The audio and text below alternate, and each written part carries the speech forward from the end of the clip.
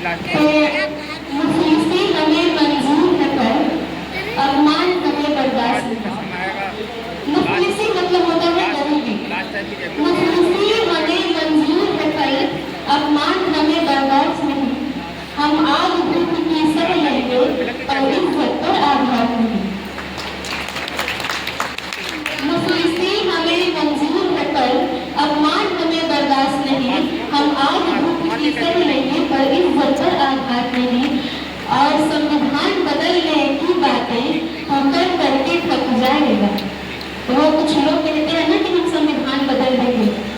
संविधान बदलने की बातें तू कर करके थक जाएगा। अरे तेरी तो औकात ही क्या, तेरे बाप की बस की बात नहीं। और मुझे लगता है कि मैं अपना काव्य पाठ आपको सुना सकती हूँ। बहुत अच्छा लगा। बाबा साहब की एक कही हुई बात है जो आप सभी को सुनी भी होगी कि जो समाज अपना इतिहास नहीं जानता वो कभी इतिहास बना नहीं सकता। तो इसीलिए अपने इतिहास के बारे में जानना जरूरी है। और मुझे लगता है कहीं ना कहीं ये कार्यक्रम इसी उपलक्ष्य में है। आज का जो विषय है योगी है, तो मैं चाहती हूँ कि मैं वहीं से शुरू करूँ। तो सुनिएगा भैया, आप अपना गायन वगैरह सेट कर रहे हैं।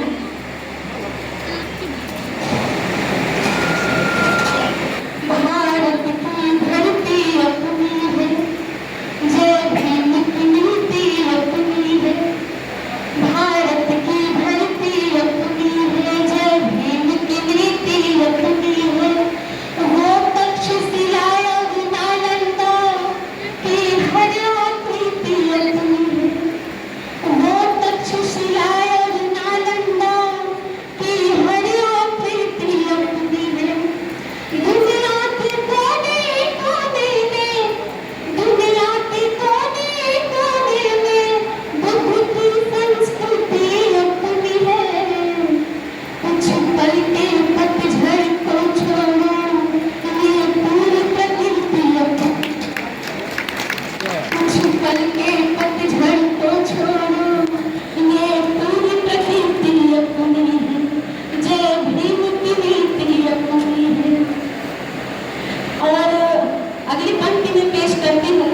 ये मेरी पसंदीदा लाइन है। इसमें मैंने कोशिश की है कि जितने वाक्य दर्शन है मैं इसमें पिरो सकूँ।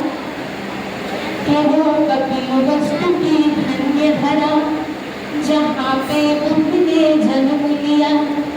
वो कपिल वस्तु की धन्य धरा, जहाँ पे बुद्ध ने जन्म लिया। जो बोध गया में ज्ञान प्राप्त कर मानवता का धम्म दिया।